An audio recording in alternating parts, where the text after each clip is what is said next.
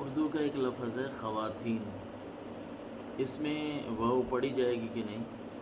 واو کی نا بنیادی طور پہ اردو میں جو قسمیں بیان کی جاتی ہیں وہ واو معروفہ، واو مجھولہ اور واو معدولہ۔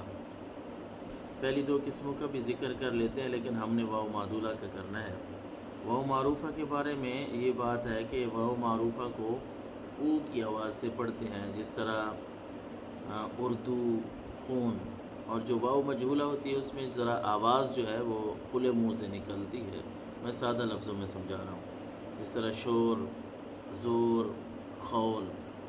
اور اسی طرح ایک ہوتی ہے واو معدولہ۔ واو معدولہ جو ہے وہ فارسی الاصل جو الفاظ ہیں ان میں لکھی جاتی ہے لیکن پڑھی نہیں جاتی، جس طرح خواب، خواہش، نعت خواں وغیرہ۔